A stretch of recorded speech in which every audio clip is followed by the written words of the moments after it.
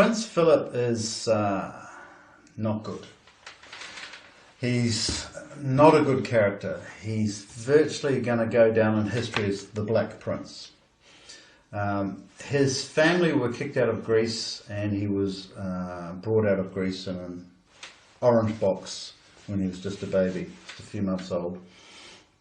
And when he met Princess Elizabeth, she was 14 and he was 18, and it was as he had just joined the Navy. He had 2 suits and 20 quid in his pocket, but and the introduction was done by Lord Louis Mountbatten, who was then about 39, and Winston Churchill at the time was the father was about 64. Prince Philip got involved in heroin trafficking, and he got involved in pedophilia.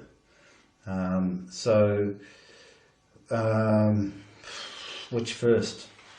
Princess Elizabeth and Prince Philip were due to go on a world tour, and they're due to go to New Zealand in 1952. But King George VI died, so she got crowned and the world tour was delayed a year. They went to New Zealand, and they went to Lake Rotoiti and stayed in Moose Lodge from the 1st to the 4th of February 1954. Now the pedophilia and the heroin go hand in hand, and that those who supplied children to Prince Philip were then invited into the heroin trafficking ring. And the heroin trafficking was done through the Navy, and it was done using sonar buoys, which were called seahorses. So the pedophilia story that I've heard from intelligence in 1954, 1st to the 4th of February at Moose Lodge in Lake Rotoiti, was that Prince Philip used to wear a rabbit suit, and the children were given scopolamine, which is an inhibition inhibitor and a memory loss agent. And the children were selected from parents who were compromised or could be compromised. And after that, when they left New Zealand, you can see them at Auckland getting onto the Sunderland Plain, and Queen Elizabeth was walking 10 paces in front of Prince Philip. And it was generally considered at that time, 2 years after they'd been married, that the marriage was over. Those who supplied Prince Philip with children were then invited into his heroin trafficking ring, and that was called the triumvirate.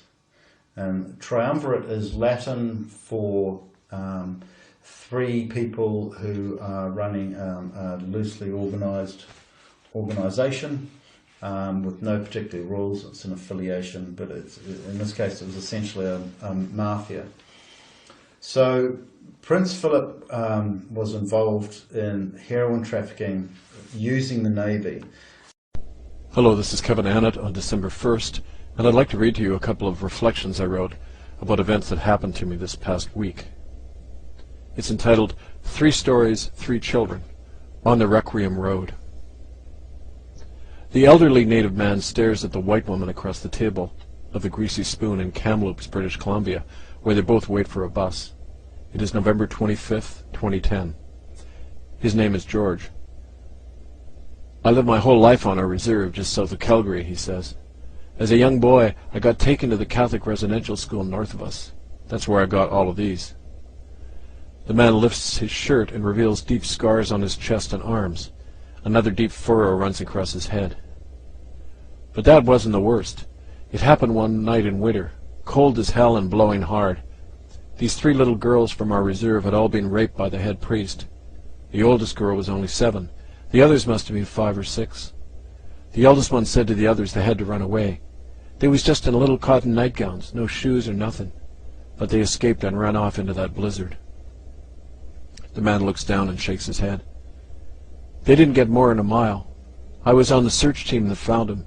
All 3 of them were still holding each other's little hands, lying face down in the snow. When we reached him, the priest, the guy who had raped him, got all mad and started cursing like he was mad at them. That's when I saw the oldest girl start moving. She weren't dead. But when the priest saw her move, she told me to just leave her there. He turned away from her and left her there, dying in the snow. The man is about to continue when his bus arrives. I couldn't leave her there, he begins. He turns to his wife, who has sat next to him the entire time, nodding sadly. We gotta go, he says to the white woman. Far to the west, a day later, William Coombs shuffles into the Ovaltine Cafe on Vancouver's Hastings Street, Skid Row, with his few belongings stuffed in a backpack. He nods and smiles at me, for we haven't seen each other in weeks. I've been drinking again, really bad, he begins apologetically, for he knows how much I rely on him, and how he relies on that reliance. The memories again? I ask. Yeah, but it's like, now I ain't got nowhere to talk about it. Not now, with your radio show gone. That was the way I got by, talking on the show. I nod, remembering with more than anger how his lifeline was severed so brutally. I say quickly, I've got a new show, a blog radio program. You have to come on it. He looks at me wearily, then reaches into his bag and extracts a nearly empty bottle and swigs from it. We let the minutes tick by, hoping for something. Finally, William says, Remember when the Queen came to our school? How she took away those 10 kids? Yeah, I checked on that. She was definitely in BC in the fall of '64. I remember their names, some of them, the boys. I pull out my notepad. There was Harvey and Ralph Parker, Métis boys from Lytton. They were in the group taken away by the Queen and Philip after the picnic at Dead Man's Creek. 5 other boys went, and 3 girls. They were all in the smart group in school. The 10 children were never seen again. You remember anything else, William? I asked. He nods sadly. George Adolphe and Ralph Arnoux, they were with me that day. They saw the kids taken away, and how she made 'em all kiss her foot. What? The Queen had on these white gloves, and she put out her foot and told all those 10 kids they had to kiss it. They all did. William shuddered and started coughing. I started talking about it the next day in school, said it wasn't right. Then the nun told me if I said anything against the Queen, I'd get killed for it. I stopped jotting notes and looked at him carefully. There's more, isn't there? The man nodded. I seen Brother Murphy throw that epileptic boy off the fire escape 3 stories up. Murphy did that to a bunch of kids. How many? William screws up his eyes and stutters. Happen all the time. I'd say 15, 20. He killed that many kids? Sure. Nobody survives that kind of fall. Murphy burned a few of them in the school furnace. I saw him do it once. William wouldn't eat anything that day. I managed to get some oatmeal into him, but he quickly threw it up into a urinal. That night, waiting for a bus on Hastings Street and sheltering from the rain, I encountered Josephine, an Aboriginal prostitute I've known for years. Somehow, she's still alive, although tonight she was bleeding from a new wound to her forehead. Eduardo did it. I still owe him. She sat next to me in the bus cubicle, watching warily for the Guatemalan pimp and drug dealer who rules the 2-block stretch of Hastings Street as his personal fief. The cops don't go near him. Rumor has it that he used to be a political activist in his homeland. Now he murders people. Killed Francine by jumping on her head over at the Patricia, recounted Joe to me once years ago. She owed him $50. Made the mistake of telling him off. Joe was cold that night, and I offered her my coat. She smiled shyly and declined. Are you safe? I asked. She just tilted her head at the stupidity of the question, but being native, said nothing. After a few minutes, she stood and prepared to leave me, but mumbled, You be careful, Kev. Nobody's talking nowadays. We've been told not to. Told by who? I asked. She looked frightened for the first time. A cop car drove by and slowed down. She hurried away into the wet night.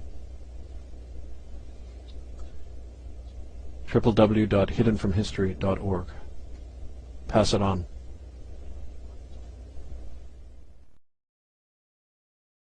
Well, first of all, this is from a very credible source. It's a member of Parliament. It's somebody who has been providing us some very important information over the last 4 years, about the work we're doing and the impact it's having.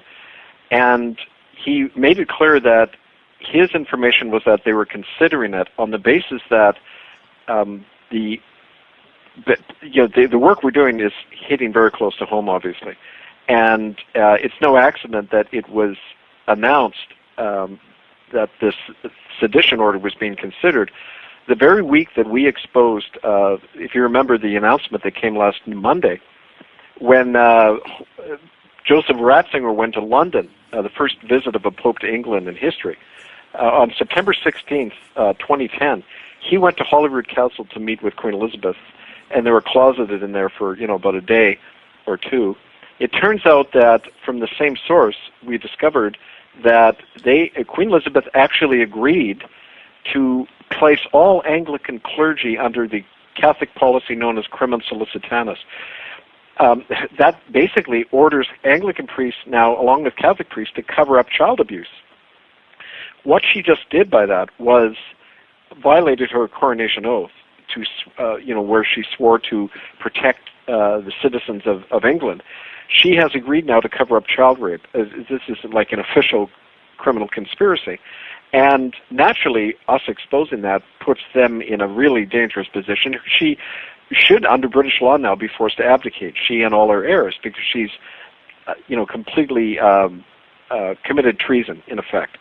Now, their backs are obviously to the wall on this, and they are now obviously getting some advice that I should be permanently silenced, because in order to stop this, which could lead to a whole chain of events which could topple the whole British monarchy.